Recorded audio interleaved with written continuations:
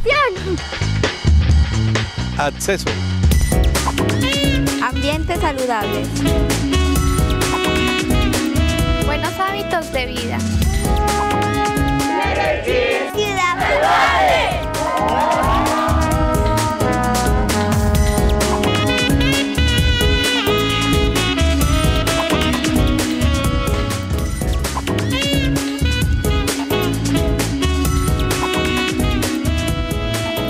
Hola, bienvenidos, muy buenos días. Llegamos a abrir este consultorio de Medellín Ciudad Saludable en este miércoles 6 de marzo de 2013. Antes de contarles el tema de hoy y de convocarlos a la participación, quiero iniciar agradeciéndole e invitando a los televidentes que participan activamente en las redes sociales. Pues siempre hemos dicho que la vía más directa para participar en la línea telefónica, pero también tenemos unas estrategias adicionales en Twitter y en Facebook fundamentalmente, y muchos televidentes se comunican por ahí, hacen sus preguntas, sus comentarios, y eso es bien valioso y hoy se lo queremos agradecer y de paso recordar. En Twitter nuestra cuenta es @saludmedellín, nos pueden citar así para sus preguntas, @saludmedellín, y en Facebook nuestra página es Medellín Ciudad Saludable. Y lo propio quiero hacer, un saludo muy especial a esta hora, pasaditas apenas las 11 de la mañana de este miércoles, para quienes nos ven en www.telemedellin.tv. ¿Por qué lo digo? Porque por fortuna este programa está siendo visualizado en muchos lugares de Colombia y del mundo, aprovechando el portal que Telemedellín tiene en la internet, www.telemedellin.tv, y así hemos recibido llamadas de muchas partes. Para ustedes, para quienes nos ven en la red, es el saludo especial en esta jornada de miércoles. Doctora Beatriz, muy buenos días, ¿cómo está? Bien, Felipe, buenos días, y me sumo al saludo que usted le hace a los televidentes y quiero invitarlos desde ya para que participen en este programa en el cual hablaremos de insuficiencia renal crónica, y que recuerden que nos pueden llamar al 441-2100. Ese tema que usted acaba de plantear, que acaba de contarle a los televidentes, está en el grupo de las enfermedades crónicas no transmisibles, la enfermedad renal crónica que ustedes los médicos conocen como ERC o IRC cuando hablamos, como usted lo expresó al comienzo, cuando lo anunció, de insuficiencia renal crónica, un problema que entre otras, y ya les voy a explicar por qué, se está considerando hoy en el mundo un verdadero problema de salud pública. Pero antes de explicar el porqué de esa situación, de esta afirmación que les estoy diciendo, pues hablemos un poco de la enfermedad, doctora Beatriz. Claro que sí, Felipe. Antes de empezar a hablar de insuficiencia renal crónica, como lo hago en todos los programas, pues quiero contarles qué son los riñones. Los riñones son unos órganos que tenemos en la parte posterior del abdomen, que son dos, uno se encuentra al lado derecho, el otro al lado izquierdo, y que son más o menos del tamaño de un puño cerrado. Estos riñones cumplen muchas funciones en nuestro organismo fundamentales para la vida, entre ellas es filtrar la sangre desde el sistema circulatorio, y la otra es excretar o expulsar de nuestro organismo sustancias o desechos orgánicos del metabolismo, como la urea, el ácido, el fósforo, el potasio, bueno, en fin, muchos desechos que se expulsan de nuestro organismo a través de la orina. Muy bien, ahí está un poco el contexto para que ustedes empiecen a entender el tema. 441-2100. Les voy a explicar por qué en este momento en Colombia y en el mundo entero la enfermedad renal crónica se está considerando un verdadero problema de salud pública, a la par, de la mano con el VIH-Sida. Y eso básicamente, doctora Beatriz, se da por tres razones fundamentales. Uno, por el rápido aumento de la enfermedad. Está creciendo enormemente y se está dando en pacientes mucho menores de las edades habituales en las que presentaba la enfermedad. Lo segundo es el alto costo de los tratamientos, y el tercer elemento es la afectación negativa en la calidad de vida de los pacientes y sus familias. Por esos tres elementos es que se considera hoy un verdadero problema de salud pública en el mundo. En Colombia la enfermedad renal crónica se está presentando, entre otras razones, básicamente por dos antecedentes o dos enfermedades que la desatan: la hipertensión arterial y la diabetes mellitus tipo 2, de la que hemos hablado aquí en el programa. Así es, Felipe. Cuando todas estas funciones que acabo de mencionar se alteran, entonces empiezan a presentarse una serie de síntomas como la elevación de la presión arterial, que si además la persona tiene presión arterial, pues va a ser mucho más complicado, la diabetes, también hay edema, retención de líquido, porque no se está excretando por orina esta cantidad de líquidos que deben excretarse diariamente. Entonces empieza a presentarse una disfunción y a desarrollarse lentamente la insuficiencia renal crónica. Así como muchas enfermedades, también la insuficiencia renal crónica tiene su debido tratamiento de acuerdo al estadio en el cual se encuentra, y podemos ir desde un tratamiento simple, con seguimiento constante, hasta llevar al paciente a una hemodiálisis o diálisis peritoneal, que es a través de unos procedimientos ayudar a que el riñón cumpla con sus funciones. En los casos extremos, que ojalá no se llegue a este tipo de tratamiento, es el trasplante, del cual más adelante hablaremos con el experto invitado el día de hoy. Tenemos todavía algunos datos y algunos elementos importantes para la introducción, pero obviamente si los convocamos a participar es para atenderlos de una vez. Por eso nos alegra recibir la primera llamada en este miércoles de Marleni Cano. Ella está en el barrio Belén. Marleni, bienvenida, muy buenos días. Muy buenos días, los felicito por el programa. Gracias por ese reconocimiento y por participar esta mañana con nosotros. Bueno, muchas gracias. La escuchamos. Mi pregunta es esta. Me acabo de hacer unos análisis y me salen en el citoquímico, me sale una cruz en eritrocitos y una cruz en sangre oculta. El médico general me manda a consultar con el urólogo. No me han dado la cita con el urólogo, pero quisiera saber qué es este diagnóstico y por qué. Muy bien, doña Marleni. Pues es difícil de pronto, sin mirar además los exámenes y la clínica que está presentando, dar un diagnóstico, pero es posible que se esté tratando de una infección y que ya esa infección esté no solamente en vía renal o en vía urinaria baja, sino que además esté comprometiendo el riñón. Es por eso seguramente que la enviaron donde el urólogo.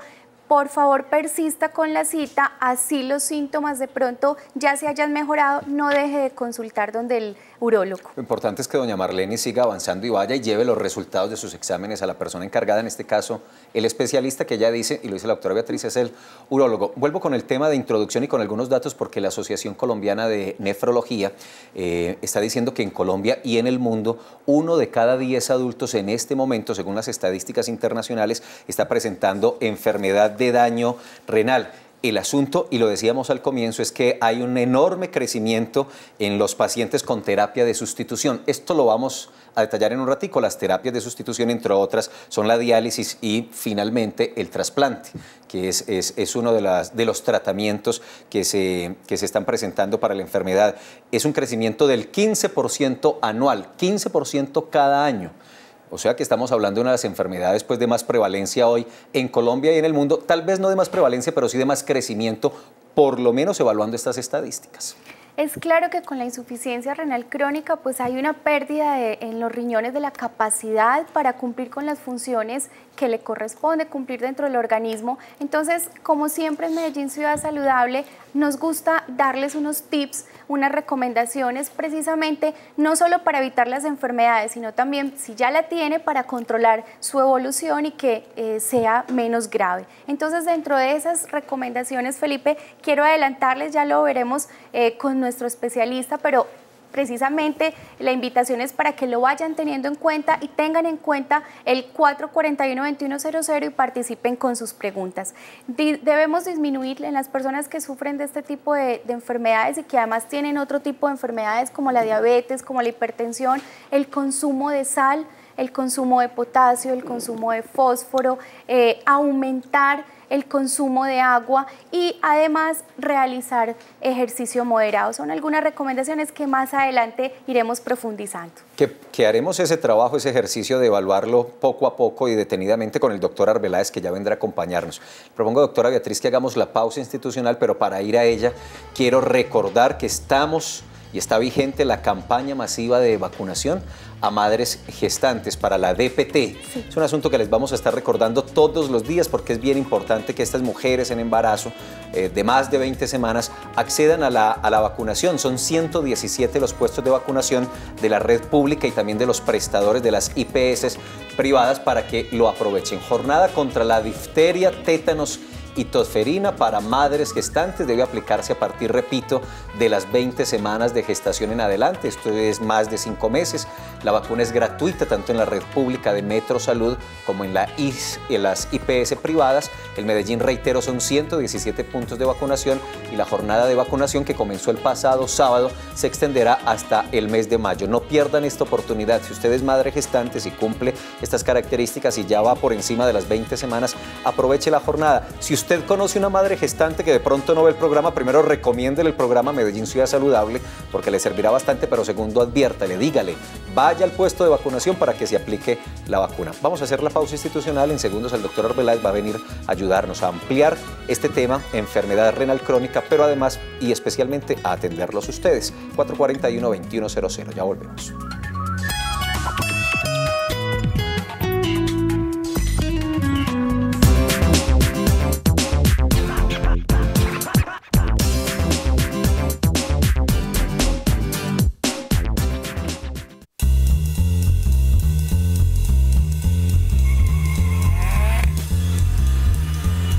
Continuamos los medellinenses regocijados con el premio que se le dio a la ciudad como la más innovadora del mundo. En la próxima emisión de La Movida les vamos a mostrar cómo la Secretaría de Movilidad aporta a que Medellín haya obtenido este galardón. También vamos a estar en este escenario contándoles cómo la Secretaría de Movilidad vino a hacer activaciones de prevención para todos los actores de la vía. No se pierdan entonces la próxima emisión de nuestro programa. Es este jueves 7 de marzo, en directo a través de Telemedellín de 8 a 9 de la noche. No se la pierdan, La Movida por Telemedellín, aquí te ves.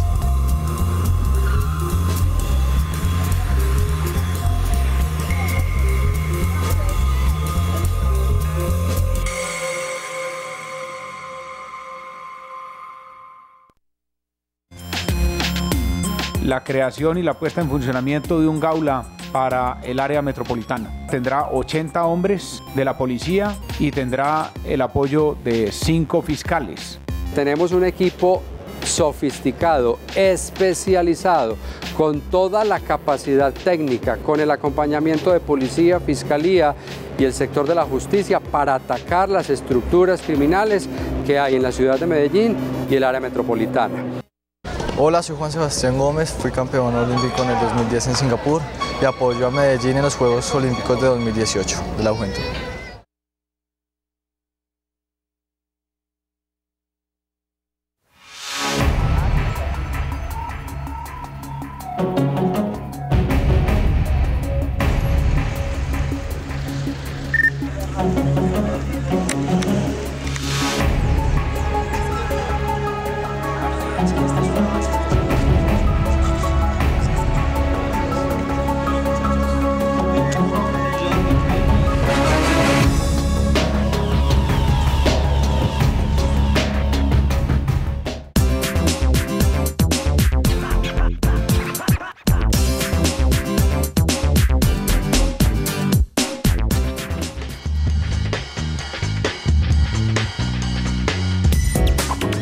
Enfermedad crónica renal es el tema que desarrollamos hoy en Medellín Ciudad Saludable. Todos los mecanismos de participación disponibles, línea 441-2100, @Salud Medellín en Twitter y Medellín Ciudad Saludable en Facebook. Recuerden además que hay un correo electrónico, secre.salud@medellin.gov.co. Ese correo no lo revisamos acá en la emisión del programa, pero sí en la Secretaría de Salud están muy atentos a las inquietudes de prestación del servicio, de calidad en el servicio, de las dificultades que tienen con el régimen especialmente subsidiado. Ahí pueden trasladar inquietudes que tengan y los líderes y las personas de la Secretaría de Salud que manejan cada uno de los temas que ustedes plantean, pues les darán la respuesta y les darán la orientación. 441-2100 ya está para acompañarnos hoy y para atenderlos el doctor Mario Arbeláez Gómez, nefrólogo. Doctor Arbeláez, gracias por acompañarnos, muy buenos días. Muy buenos días, gracias por invitarme a participar en el programa. Doctora Beatriz. Buenos días, doctor, bienvenido y gracias por acompañarnos.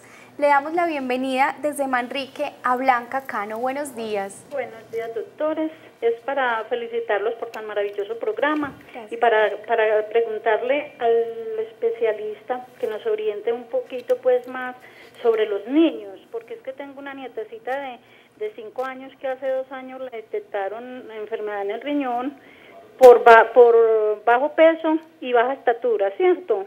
Entonces la niña no sentía nada porque yo soy la que la he cuidado, nunca ha sentido nada como dolencias ni nada, pero la llevaron a una pediatra particular y le dijeron que tenía esa enfermedad. Le mandaron remedio casero, que es bicarbonato en las horas de la mañana y por la noche. Entonces, a ver si el especialista nos orienta más sobre ese tema. Muchísimas gracias por tan buen programa que nos dan a todos los antioqueños. Gracias, Blanca, por llamar. Doctora Arbeláez. Bueno, cuando la pediatría no es el terreno mío, por lo que la señora describe, la niña probablemente tiene un trastorno que se llama acidosis tubular renal. La acidosis tubular renal interfiere con el crecimiento de los niños y es una enfermedad hereditaria o congénita, por decirlo así, con la cual los niños nacen. Entonces, los riñones, hay diferentes tipos de estas acidosis, botan el bicarbonato del organismo y por eso le tienen que dar un reemplazo a la persona tomado todos los días para que, digamos, se modifique ese estado anormal que se produce porque el riñón está botando el bicarbonato. Doctor Arbeláez, a propósito de la pregunta de Blanca y antes de ver una descripción y de las características de la enfermedad renal crónica, ¿es una la enfermedad que afecta a los riñones? ¿Son muchas las enfermedades que afectan el riñón? No, lo que pasa es que, digamos, la enfermedad renal es una cosa muy grande. Yo usualmente a los estudiantes de la universidad les digo, lo asemejo con un aeropuerto, donde llegan aviones de todos tipos y de todas partes y de toda clase de aviones. O sea, muchas de las enfermedades son propias del riñón, enfermedades primarias del riñón, y otras son enfermedades de otros órganos y sistemas que afectan los riñones secundariamente. Entonces son infinidad de enfermedades pues, las que pueden dañar los riñones. Bueno, utilicemos también esta respuesta para ampliar un poco más la información, para recibir una descripción exacta. Ya la hicimos en la introducción con la doctora Beatriz, pero para entender un poco más la enfermedad renal crónica o las enfermedades que afectan el riñón. Veamos.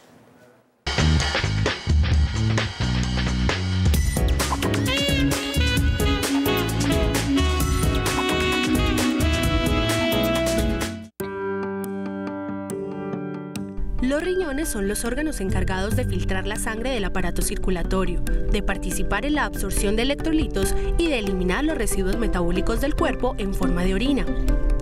Cuando los riñones dejan de realizar estas funciones, se presenta la enfermedad renal crónica, un problema que lleva a la acumulación de líquidos que son producto de desecho del cuerpo. Este padecimiento empeora lentamente. Es por esto que los síntomas pueden tardar meses e incluso años en aparecer. Los indicios generalmente se manifiestan cuando el funcionamiento del riñón llega a menos del 10% de su efectividad. Las primeras señales que indican que una persona está padeciendo una enfermedad renal crónica pueden ser inapetencia, pérdida de peso, sed excesiva, fatiga, hinchazón de pies y manos, entre otros. La única forma de comprobar si realmente sufre de esta enfermedad es mediante exámenes médicos.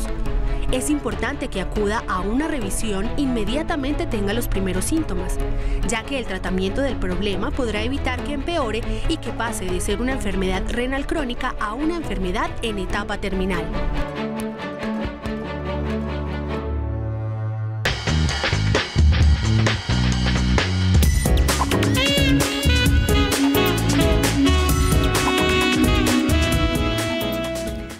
Hoy en Medellín Ciudad Saludable hablamos sobre la insuficiencia renal crónica y nos acompaña el especialista nefrólogo, el doctor Mario Arbeláez Gómez. Doctor, cuéntenos por favor en qué consiste la insuficiencia renal crónica. Bueno, cuando hablamos de enfermedad renal crónica estamos hablando de todas las enfermedades que afectan los riñones. Si uno pone, digamos, en una escala de 0 a 100 la función de los riñones, cuando esa escala va en 60 hacia abajo ya podemos hablar de insuficiencia. ¿Por qué insuficiencia? Una persona puede tener, digamos, por el proceso de envejecimiento, uno no puede esperar que una persona de 20 años sus riñones funcionen como una de 90 o 100 años. Indudablemente, con el desgaste natural del envejecimiento va decayendo la función de los riñones, así como decae la de otros órganos y sistemas. Entonces, esas personas no tienen insuficiencia renal ni tienen enfermedad, tienen sencillamente envejecimiento, que es lo que a veces la gente se confunde. Ya cuando hablamos de insuficiencia es porque los riñones ya no son capaces de cumplir sus funciones que fueron descritas ahora, las principales funciones. Entonces ya comienza a afectarse otros órganos y sistemas. ¿Por qué? Porque los riñones, digamos, la función final de los riñones es regular el medio interno fisiológico. O sea, son los que le dan como el toque final al organismo. se encarga el hígado, por ejemplo, procesa las sustancias, etcétera, pero muchas de esas sustancias se tienen que eliminar o procesar o recircular, reciclar, y se hace en los riñones. Entonces, cuando la función de los riñones ya baja de 60, digamos, por ciento o 60 puntos, por decirlo de alguna manera, para que la gente lo entienda más fácil, ya hablamos de estado de insuficiencia. Y entre menos tenga, pues indudablemente que menos capacidad tienen los riñones de hacer la función, y se van a producir una gran cantidad de alteraciones prácticamente de todos los órganos y sistemas del organismo. No se queda ninguno, ni el pelo, pues prácticamente se queda por fuera cuando los riñones fallan, porque también la persona comienza a tener trastornos hasta en el cabello, en la piel, en el corazón, en el hígado, en los pulmones, en el cerebro, en todas partes, ¿ya? Entonces, y entre más, cuando ya llega por debajo de 15, entonces ya hablamos de insuficiencia renal terminal, y ya hay que pensar en terapias de tratamientos de sustitución de la función de los riñones, que eso probablemente se trate más adelante. Doctora Arbeláez, la mayoría de las enfermedades cursan con un periodo de agudeza y otro de cronicidad. ¿Cuál es la diferencia entre insuficiencia renal aguda e insuficiencia renal crónica? Bueno, insuficiencia renal aguda se habla, pues es también un campo muy grande dentro de las enfermedades de los riñones. Pero tiene la posibilidad de que la persona se recupere de esa alteración de la función de los riñones. Entonces, generalmente se dice que no debe pasar más allá de 3 meses la alteración de la función. En general, digamos, la mayoría de las veces es de pocas horas o días en las cuales se produce la alteración de la función renal, y después de un periodo de tiempo no muy prolongado, los riñones comienzan a recuperarse. Las células, digamos, del riñón, de los túbulos de los riñones, son como una planta, digámoslo así. Cuando está la insuficiencia se caen, se destruye, y luego comienzan a germinar y a renacer y recomienzan a recuperar la función de los riñones. Sin embargo, muchas veces esa función se puede demorar hasta 1 año en recuperarse. Y se habla de enfermedad renal crónica cuando la enfermedad pasa más allá de los 3 meses de estar la persona con el compromiso de la función de los riñones. Quiero saber esa alteración temporal, por qué se da, pero antes, Ligia Álvarez está en el barrio Buenos Aires. Hola, Ligia. Buenos días. Bienvenida, buenos días. Buenos días, es para una preguntita. Claro. Lo que pasa es que a mi mamá le diagnosticaron insuficiencia renal crónica. Mi mamá sufre de ácido úrico. ¿Cómo es que se llama? Úrico, sí. Eso se lo diagnosticaron como desde septiembre, y pues no hemos podido conseguir una cita que le mandaron con el internista. Este diagnóstico que le dieron es para, pues, de preocuparnos para llevarla a otra parte, o que ella sufre la hinchazón, y para respirar a veces se cansa mucho. Muy bien, Ligia. Muchas gracias. Doctor Arbeláez. Bueno, indudablemente muchas veces el ácido úrico puede ser causante de insuficiencia renal, pero otras veces es una manifestación de una insuficiencia renal. Como el riñón no funciona, entonces no puede eliminar el ácido úrico. El ácido úrico fundamentalmente viene del procesamiento de las proteínas que están en la carne, en la leche, en el huevo fundamentalmente, y las proteínas vegetales también.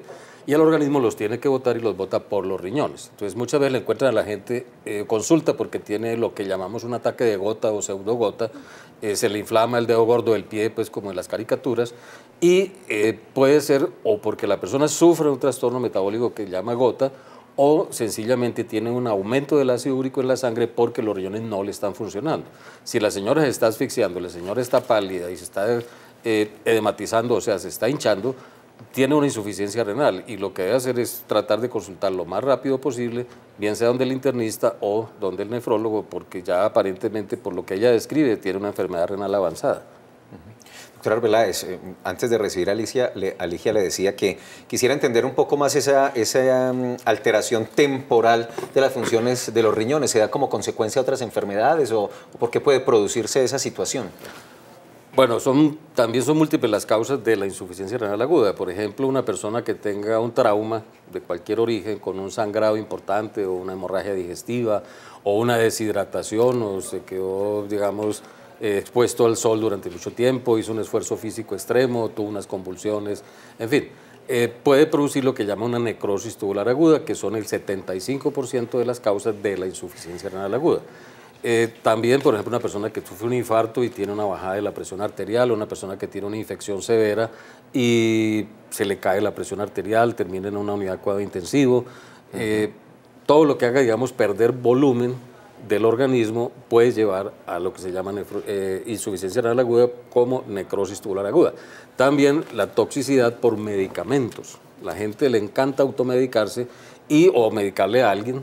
A mí me sirvió, entonces a usted también le tiene que servir. Y son dos organismos completamente distintos. Y si a esta persona le sirvió, puede que para la otra persona sea tóxica esa sustancia. Entonces termina con insuficiencia renal de tipo nefrotóxico. La automedicación es muy grande aquí en Colombia y no hay restricción, digámoslo así. Todo el mundo formula, todo el mundo se gradúa en medicina. Los médicos que llevamos ya mucho tiempo tratamos de no formular y la gente es feliz formulando y automedicándose y todo eso. Y produciéndose daños, por ejemplo, en los riñones, por toxicidad sobre los riñones. Afortunadamente, en una gran cantidad de veces, la gente ni se da cuenta y los riñones se recuperan solos, tienen una gran capacidad de regeneración. Otras veces ya son enfermedades propias del riñón que, digamos, después de una infección en la piel, a las 2, 3, 4 semanas le puede dar lo que llaman nefritis o glomerulonefritis, la persona se hincha, se le sube la presión arterial, orina oscuro, deja de orinar y puede cursar, se puede recuperar si uno logra sostener viva a la persona. Otras veces ya queda definitivamente con el daño de los riñones y entra, digamos, al grupo de insuficiencia renal crónica. Un paciente, por ejemplo, diabético, si es expuesto a medios tóxicos como medios de contraste, si no está adecuadamente preparado para hacer el estudio, puede eventualmente terminar en insuficiencia renal aguda. Hoy en día los radiólogos siempre exigen exámenes de sangre antes de hacer determinados estudios, sobre todo si las personas, digamos, son diabéticas o tienen alguna otra enfermedad que no sea de los riñones, pero que eventualmente puede comprometerlos. Le damos la bienvenida desde Cuarne a Alejandra Muñoz. Buenos días. Muy buenos días. Doctor, buenos días. Te hago una preguntita. Yo tengo una niña, ahora en abril cumple 5 años. Ella desde que tenía 2 años le detectaron que tenía acidosis tubular renal distal. En esos momentos ella está en control con una nefróloga y ya me la remitió para donde el endocrinólogo. Pero el endocrinólogo me dice que hasta que el riñón no mejore, la niña no va a empezar a crecer y a engordar, porque esos son los síntomas pues que ella presenta. Que en caso tal le empezaríamos a suministrar la hormona de crecimiento. No sé, de pronto, sabiendo pues la niña con la edad que tiene, sería bueno darle esa hormona, o cuánto tiempo más tardaría en mejorarle el riñón para que ella empezara de pronto a crecer y a engordar por sí sola. Bueno, lo que pasa es que no conocemos qué tanto es el compromiso de los riñones del cual usted está hablando y al cual hizo referencia el endocrinólogo para empezarle la hormona del crecimiento. Como les mencioné ahora, la acidosis tubular renal interfiere con el crecimiento de las personas y son de bajo peso, etcétera, como la señora lo está describiendo. Entonces, realmente es difícil poderle contestar específicamente y esa pregunta se la debería hacer principalmente a su nefróloga, que es la que conoce directamente el caso. Doctor Arbeláez, ya hemos mencionado algunos de los síntomas que se presentan en la insuficiencia renal crónica, pero puntualicémoslos y cuáles son los principales que además las personas identifiquen y digan es hora de consultar. Bueno, realmente es una pregunta que la respuesta es bastante difícil ser concreto, porque como le mencioné ahora, la insuficiencia renal afecta a todos los órganos y sistemas. Y como tiene muchos orígenes, algunas son enfermedades propias de los riñones y otras de otros órganos, entonces muchas veces el paciente llega al estado de insuficiencia renal o de compromiso de la función renal con toda la sintomatología de su enfermedad. O sea, si es hipertenso, pues todo lo que tiene que ver con la hipertensión arterial. Si es un diabético, con todo lo que tiene que ver con la diabetes. Si es un paciente con un lupus, por ejemplo, y hace nefritis, o sea, compromiso de los riñones por el lupus, pues tendrá todas las molestias, los trastornos que produce el lupus. Ahora, si es una enfermedad específica y sola de los riñones, el principal problema es que la mayoría de las veces es asintomática. Entonces, la persona no siente absolutamente nada. Y entonces ya uno tiene que valorar es de acuerdo al órgano, pues, o al otro sistema que se está comprometiendo. Uno de los que se compromete con bastante frecuencia y que muchas veces nos llega a nosotros y nos dice, bueno, pero ¿cómo no se dieron cuenta antes? Es, por ejemplo, que el paciente se comienza a poner pálido. Es la anemia. ¿Por qué? Porque los riñones, dentro de las funciones, es una función que llama endocrina, o sea, producir sustancias para que actúen en otros sitios. Entonces, dentro de esa función es la producción de una sustancia que llama eritropoyetina, que tiene que ver con la formación de sangre. Entonces, si los riñones fallan, deja de producir eritropoyetina y los pacientes se comienzan a poner anémicos. Infortunadamente muchas veces van al médico y el médico dice que es desnutrición, que son los gusanos, que son las lombrices, que, etcétera, y no piensan que de pronto tenga una enfermedad renal que sea la que le esté causando eso. Otras veces, por ejemplo, la persona se comienza a hinchar, a edematizar, bien sea los párpados o los tobillos. Otras veces, digamos, de acuerdo al origen, tiene dificultades para la micción, digamos, si es la próstata o un tumor en el cuello de la matriz que puede estar comprometiendo la vejiga, le puede llevar a lo que llaman una uropatía obstructiva y eso a la larga va a terminar deteriorando los riñones. También puede ser, por ejemplo, compromiso de los huesos. Como usted mencionó, no solamente por la cirrosis tubular renal, sino por los riñones actúan unas hormonas que hacen botar unas sustancias y hay otras sustancias que se transforman en los riñones para ir a manejar el calcio y el fósforo y cuando los riñones no funcionan, esas sustancias no van a poder actuar. Entonces, el organismo saca el calcio de los huesos. La persona puede comenzar a sufrir, digamos, una osteoporosis acelerada o a tener fracturas incluso. Entonces, como le decía, digamos, si es muy hipertenso, las enfermedades de los riñones casi siempre se acompañan de hipertensión arterial. Y la hipertensión arterial eventualmente también puede llevar en algunas instancias a insuficiencia renal. El problema es convencer a un paciente hipertenso que se haga un buen tratamiento. La misma obesidad, por ejemplo, que es una epidemia del siglo XX y XXI, favorece que se produzcan alteraciones en los riñones. Una alteración que se llama esclerosis glomerular es acelerada en las personas obesas. Entonces, hasta eso puede, incluso la raza, por ejemplo, también. Los pacientes de raza negra, por ejemplo, tienen mayor tendencia a desarrollar hipertensión y a desarrollar glomerulosclerosis. Lo que nos llaman hispanos, pues que tenemos sangre de todo tipo, por decirlo así, también tenemos alguna susceptibilidad de desarrollar algunas enfermedades como la diabetes o la hipertensión arterial también. Entonces, realmente es muy variado y no puede uno precisar específicamente cuál es el punto. La persona, por ejemplo, que cuando orina hace mucha espuma, como cuando uno decanta una cerveza, entonces un espumero en el sanitario, ojo que puede ser que esté botando proteínas en la orina. O la persona que orina sangre, también hay que mirar a ver por qué está orinando sangre. 441-2100, @Salud Medellín en Twitter y Medellín Ciudad Saludable en Facebook para que aprovechen la presencia del doctor Arbeláez, como lo va a hacer Ángela Valencia, quien nos llama desde Manrique. Ángela, bienvenida. Hola, Ángela. Buenos días. Bienvenida, buenos días. Mira, lo que pasa es que el problema no es directamente conmigo, es con mi esposo. Él tiene 38 años. Él era una persona, pues, no muy obesa, pero sí era, pues, muy fortachoncito. Y de un tiempo para acá, estamos hablando por ahí de un año, él bajó demasiado de peso. Entonces, él se siente muy incómodo porque todo el mundo le dice, ay, usted cómo está de flaco, que vea, que si es que usted está tirando vicio, que una cosa y que la otra. Entonces, ahorita que estaba viendo el programa, vi los síntomas donde decía de pérdida de peso, fatiga, sed excesiva, él mantiene con mucha sed. Pero entonces era para mirar de qué trata, porque es una persona muy nerviosa para ir donde el médico. Yo le digo, Javier, venga, vamos donde el médico, uno no sabe. Y él me dice que es que a él le da mucho miedo que le digan que es que tiene una enfermedad terminal o alguna cosa, pero siendo así, pues es mejor uno correr a tiempo. Entonces, o sea, la pregunta es, ¿por qué él bajó tanto de peso? Y entonces él ya se siente acomplejado, ya no sale de la casa, porque cree que si sale al balcón todo el mundo, ay, usted cómo está de flaco, usted por qué está así, que mire, que si es que usted está consumiendo algo. Ángela, no, realmente no. ¿Pero esa pérdida de peso está asociada a actividad física, a una dieta alimenticia o nada? No, para nada. El bajo de peso, de un momento a otro bajó de peso. Pensábamos que como él quedó aquí un año sentado, decíamos que por el estrés, que una cosa y que la otra, pero no. Es simplemente bajó de peso y de un momento a otro, y uno que conoce pues su pareja, uno sabe que no consume ni nada de eso, pero por lo mismo se lo digo, por los síntomas de ahora que decían sed sexual, mantiene claro, con mucha sed y todo eso. Muy bien, Ángela, muchas gracias. Doctora Beatriz, doctora Arbeláez.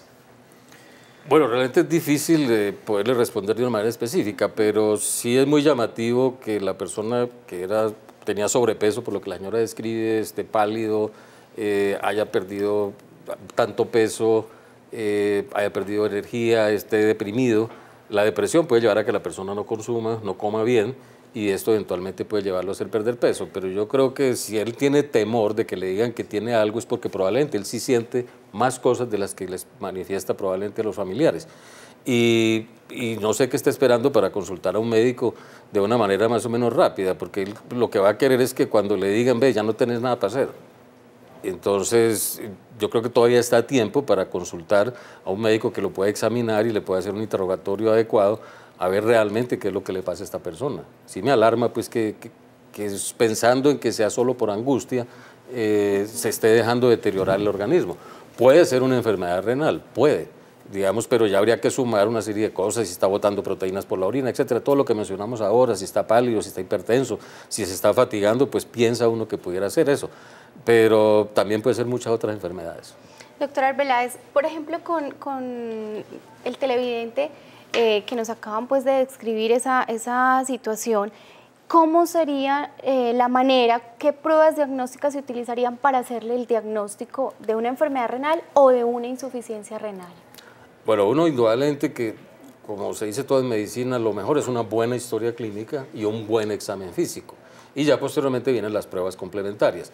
Hay unas pruebas, la más sencilla, la más barata, la que no es invasiva, se llama examen de orina o citoquímico de orina o uroanálisis o parcial de orina, dependiendo de la región del país en que uno esté, le dicen de una u otra manera. De todas maneras, un punto sencillo es examinar la orina de la persona. Ahí se puede uno dar cuenta si orina sangre, si bota proteínas, si tiene eventualmente bacterias en la orina, si tiene células inflamatorias en la orina. Entonces, es el examen más simple. Infortunadamente, no se hace de una manera muy adecuada ni la recolección de la muestra ni el procesamiento de la muestra. Uno, digamos, lee cómo se debe procesar, y etcétera, y muchas veces en el laboratorio se deja muchas horas, entonces ya la orina se deteriora. Puede ser la primera orina de la mañana, muchos recomiendan que sea incluso la segunda orina de la mañana el examen mejor para hacer el examen de orina. Entonces, si le encuentran proteínas en la orina, hay que ponerse las pilas. Si le encuentran sangre en la orina, si le encuentran células, leucocitos, pues que son las células blancas o los glóbulos blancos, algo, probablemente un proceso inflamatorio, infeccioso, está pasando en los riñones. Si le encuentran una gran cantidad de cristales, puede que la persona tenga cálculos en los riñones. Incluso hasta parásitos se pueden encontrar en la orina, de manera que es el examen más sencillo. Ya para decir si la persona tiene o no una insuficiencia renal, ya recurre uno a la medición de unas sustancias que normalmente se botan por los riñones y que cuando los riñones comienzan a fallar, se comienzan a acumular y se llaman la urea o nitrógeno ureico y la creatinina.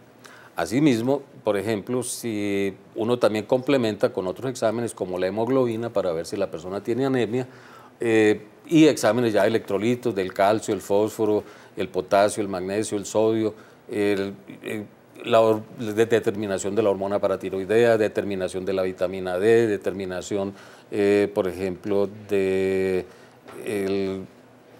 el ácido fólico, de la vitamina B12, en fin, ya es como parte del complemento. Y el examen más simple, que no es invasivo y no es tan costoso, es una ecografía de los riñones. Con la ecografía uno va a ver si los riñones, digamos, anatómicamente de una manera macroscópica, si están chiquiticos, si están muy, digamos, dilatados, etcétera, puede orientar al radiólogo a darle información a uno de qué es lo que está pasando en esos riñones. Digamos, son como los exámenes iniciales. Ya más adelante pues se harán gamografías o se harán, digamos, la determinación de orina de 24 horas para mirar la funcionalidad de los riñones. Muy bien, gracias, doctor Arbeláez. Le damos la bienvenida desde Bello a Olga Monsalve. Buenos días. Buenos días, doctora. Para informarle que yo sufro de la presión. Hace 5 años me tratan de la presión aquí en París, pero me ocurrió un caso de que a mí me mandan mucha droga y me mandaron para eliminar la pastilla que me mandaban para eliminar 25 miligramos. Mas yo llegué un día a la consulta, que es cada 3 meses, con un pie hinchado. El doctor me miró el pie, no más me hizo sino mirarlo y me dijo, es que te está haciendo daño una droga.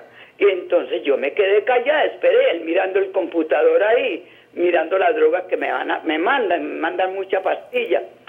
¿Cómo es que me cambia la palimina por 40 miligramos y desde eso comienzo con un dolor aquí a un lado del colo? me inflamó como el colon y mi estómago se volvió así grande. Ya última hora el estómago se me ha rebajado con tanta cosa casera que me dicen que avena, que la avena en grano, que no sé qué, unas cosas que venden en la tienda en unos vasitos también me los tomo. Pero desde eso, y no tomo la pastilla para eliminar ya, elimino normal. Hace un mes, como es un control que mandan de examen de sangre y de orina ya para las interpensas, nunca me salgo mal, ni de la sangre, ni de la orina, ni tengo colesterol. Porque yo me cuido en las comidas, como me lo manda el doctor. Gracias. Los huevitos son así sancochados. Las ensaladitas son lechuguitas, y que porque no puedo comer repollo desde que me atacó ese dolor, que porque que las lentejas que me la quitaron, pero yo como porque no me voy a morir de hambre. Doña Olga, ¿cuál es su pregunta para el doctor Arbeláez? Entonces que me diga él si fue la pastilla, el aumento del volumen que me causó ese dolor, y hace 2 años, y ellos me mandan 90 pastillas de acetaminofén 500 que me calma los dolores a veces. Muy bien, gracias doña Olga. Doctor Arbeláez. Bueno, por lo que la señora describe, pienso que le estaban tomando una droga que llama hidroclorotiazida de 25 miligramos y se cambió por furosemida. El doctor se la cambió por furosemida, que es de 40 miligramos. El problema es el siguiente: el estado natural del ser humano no es andar tomando medicamentos. La persona que está sana no tiene por qué andar tomando medicamentos. Los medicamentos son para que tiene problemas. Ahora, es un mal mayor el que ella tenga la hipertensión arterial, porque si no se controla la presión arterial le puede dar un derrame cerebral, y ahí sí que es peor, porque digamos, si le va bien se muere, y si no, pues va a quedar con la mitad del cuerpo paralizado, pierde el habla, etcétera. Entonces va a ser un problema para ella y para la familia en el manejo de una persona con esta alteración. Entonces el hipertenso se tiene que tratar con toda la cantidad de medicamentos que sea necesaria, 1, 2, 3, 4, 5, a veces hasta 6, 7 pastillas tiene que tomar la persona. Hoy en día se trata de mezclar diferentes tipos de medicamentos para no tener que dar dosis muy altas y evitar, a lo que iba al principio, los efectos secundarios de los medicamentos. Cualquier medicamento no es inocuo, hace un beneficio, pero también tiene su problema. Entonces, por ejemplo, la furosemida puede aumentar el ácido úrico, la hidroclorotiazida aumenta el ácido úrico también, pero a la vez disminuye la eliminación de calcio, y por eso a veces la mandamos en casos de pacientes que botan mucho calcio en la orina, o sea, acá tiene una indicación específica. También puede tener alteraciones en otros órganos y sistemas, el manejo del potasio, el sodio, el cloro, el magnesio, en fin. Yo creo que es más una coincidencia de pronto el que se le haya alterado la vía digestiva, y lo que ella manifiesta puede ser un colon irritable, un colon espástico, o sea, nada que ver probablemente directamente con las alteraciones que pudiera estar produciendo la furosemida. Sin embargo, cuando uno coge el vademecum y mira todos los efectos secundarios, hasta de la aspirinita que le dice uno que se debe tomar para que no se muera de infarto, también tiene problemas. No todo el mundo puede andarla tomando, porque si tiene una úlcera gástrica o una úlcera venal puede sangrar y se puede morir de eso. De manera que lo primero que ella manifestarle estas alteraciones a su médico para que él mire si realmente justifica seguir tomando la furosemida o no. Yo creo que sí la debe seguir tomando, puesto que la hidroclorotiazida ya no le estaba sirviendo. Y lo importante es que tenga bien controlada la presión arterial. Ella, pues veo que no es muy adherente, digámoslo así, a la dieta que le hayan recomendado. No sabemos si es diabética o no, si es obesa o no, y qué tanto o no consume de sal. Nosotros tenemos un problema aquí en Colombia, y es que somos muy desabridos para la comida, entonces le echamos sal a los alimentos. Aquí no utilizamos mucho las especies, la gente no combina, digamos, como es la comida árabe o la comida hindú, que no le echan casi sal, pero sabe saladísimo, no por la sal en sí, sino por toda la cantidad de cosas que le echan. Vamos a hacer la pausa institucional, regresamos al bloque final de Medellín Ciudad Saludable, cuando estamos hablando de la enfermedad renal crónica. Todavía hay tiempo de participar y preguntar, 441-2100. Además, para el último bloque tenemos las respuestas ciudadanas que habitualmente compartimos con ustedes para el tema del día. Ya volvemos.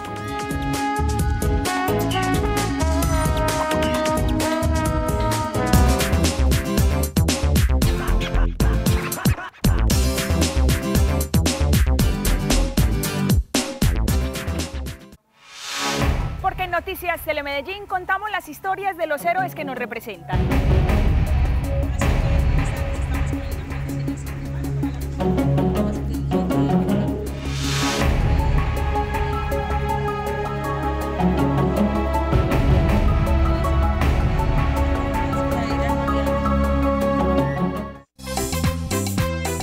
Consejo Móvil de Gobierno lo que busca son varios objetivos, pero fundamentalmente estar muy en contacto con la ciudadanía. En el recorrido que hacemos vamos a mirar problemáticas que se presentan en las calles, que se presentan en los barrios. Vamos a hacer periódicamente el Consejo Móvil en muchos sitios de la ciudad, en corregimientos, y vamos a ir haciendo los ajustes para que sea cada vez una herramienta de gobierno que permita al gobierno estar más cerca del ciudadano y de las problemáticas de los ciudadanos.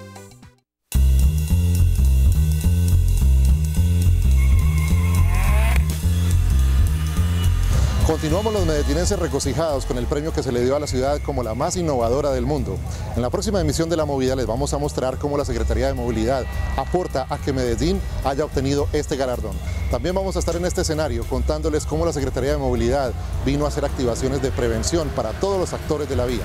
No se pierdan entonces la próxima emisión de nuestro programa. Es este jueves 7 de marzo, en directo a través de Telemedellín de 8 a 9 de la noche. No se la pierdan, La Movida por Telemedellín, aquí te ves.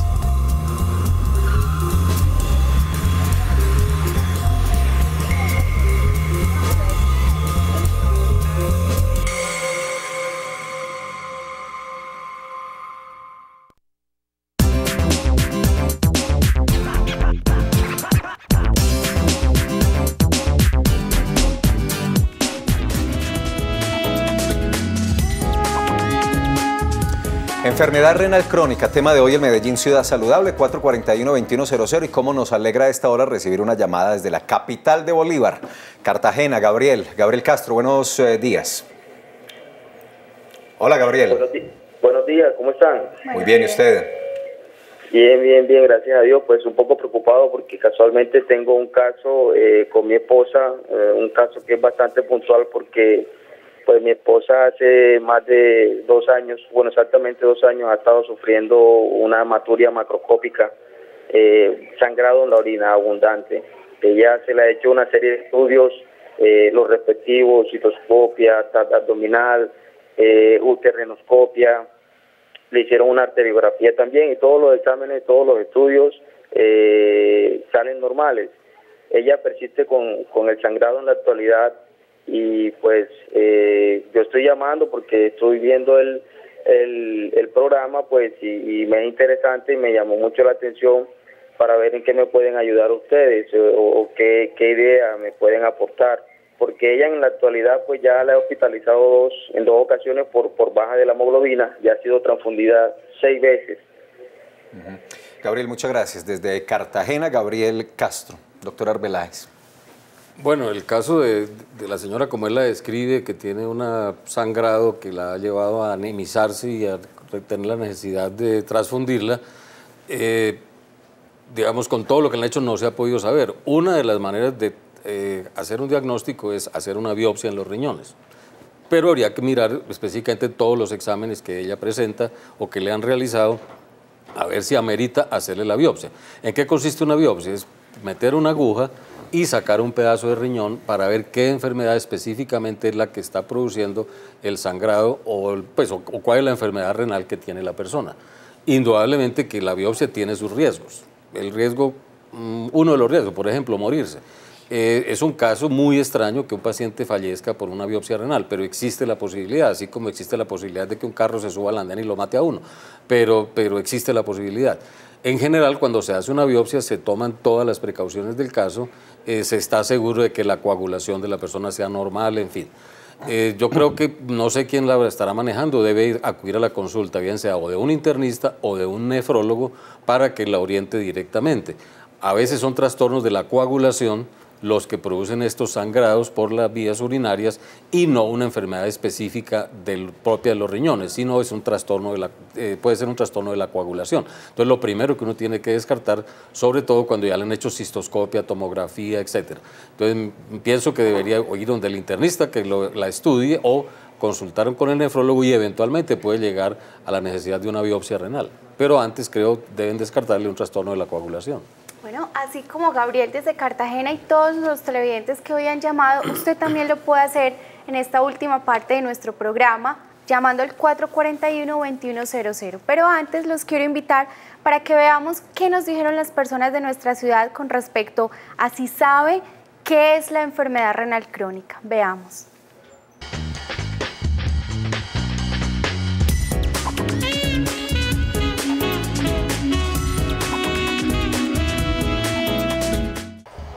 es algo asociado a los riñones. Lo relaciono con problemas estomacales, con problemas para poder entrar al baño. Bueno, enfermedades renales, que sepa, es como un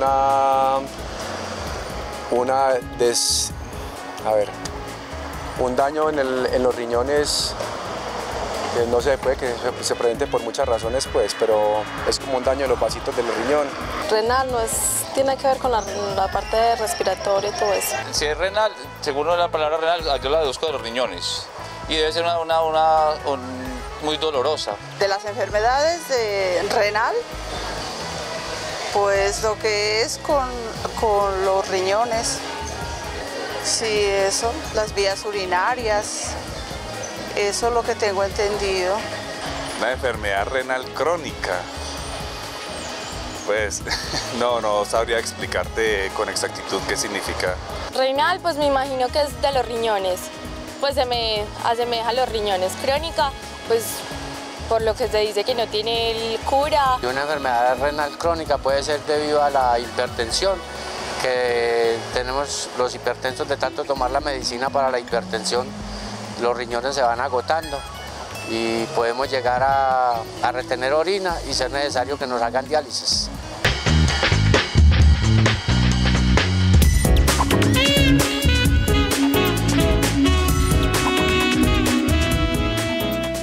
Gracias a todos los que tan amablemente nos acompañan y nos permiten con su participación hacer este programa. No solo se participa en la línea telefónica, en las redes sociales, sino que a veces estamos por ahí en las calles molestándolos un poco, obteniendo estas respuestas y a todos ellos mil gracias. Luz Ángela Rincón está en Guayabal. Luz Ángela, bienvenida. Tu pregunta, por favor, la escuchamos. Buenos días. Doctor, a mí me hicieron un TAC de columna lumbosacra y en la parte de abajo dice lesiones hipodensas renales derechas, hipoplasia del riñón izquierdo con algunas calcificaciones en el parenquima residual. Y cambios astróficos de la musculatura paraespinal. Doctor, ¿qué quiere decir eso? Muy bien, Luz Ángela, muchas gracias. Doctor Arbeláez. Bueno, indudablemente dicen hipoplasia quiere decir que el riñón no se desarrolló. Puede ser que eso lo tenga ella desde el nacimiento o sencillamente que el riñón se le ha atrofiado con el paso de los años. No sabemos cuántos años tiene la señora, pero digamos puede ser una de las razones por las cuales se habla de hipoplasia. Habla de zonas hipodensas, probablemente sean quistes en los riñones. Casi todas las personas mayores de 30 a 35 años tienen el derecho a tener quistes renales simples, que no le ocasionan ningún problema a la salud de la persona. Hipoplasia es que no se le desarrolló el riñón probablemente. Sería pues como la respuesta simple para la señora. Doctor Arbeláez, de acuerdo a los estadios o grados de la enfermedad renal crónica, ¿cuál sería el tratamiento adecuado? Bueno, indudablemente que cuando, digamos, la persona está en estadio 1, o sea, tiene la función normal, pero tiene la posibilidad de que esa enfermedad progrese, son medidas preventivas. Yo siempre digo que el mejor tratamiento de la insuficiencia renal es la prevención de evitar el desarrollo, la progresión de la enfermedad de los riñones. Hay algunas que no se puede, digamos, definitivamente, no hay manera de parar, pero sí se puede aplazar el momento en el cual la persona llega al estado 5, que es el estadio final. O sea, cuando ya los riñones funcionan por debajo de 15%, por decirlo de alguna manera, de la funcionalidad de los riñones. En el estadio 2 y en el estadio 3, que es de, digamos, entre 30 y 60, ya hay que hacer intervención, bien sea con dieta, pero una dieta dirigida por una persona que sepa, una nutricionista. Indudablemente que si la persona es hipertensa hay que hacer énfasis en el adecuado tratamiento de la hipertensión arterial. Si tiene algún otro trastorno, por decir problemas con el ácido úrico, pues habrá que dar medicamentos para el ácido úrico, en fin. Uno trata de dar la menor cantidad de medicamentos y a la medida que pone a la persona en una situación de dieta, entonces tiene que darle complementos vitamínicos de algunas de las vitaminas o darle complementos de calcio, etcétera, pero dependiendo del estadio en que se encuentre la persona. Entonces, como les decía, digamos, de 60 a 90, de 30 a 60, de 15 a 30 y de 0 a 15, viene a ser como los niveles. El que está más mal, indudablemente el que está por debajo de 15, que ya va a necesitar bien sea terapias de sustitución con diálisis o con trasplante renal. Doctora Arbeláez, finalmente muy corto, por favor, cuando de recomendación para la prevención se trata, ¿cuál sería como la principal recomendación, la más importante en materia de prevención? Bueno, hay, digamos, algunas cosas que llaman señales de riesgo, señales de peligro, así como las hay en cáncer, indudablemente también las hay en enfermedades renales. Entonces, si la persona, digamos, orina sangre, se hincha, etcétera, tiene que consultar al médico. Si tiene dificultad para la micción, tiene que consultar al médico.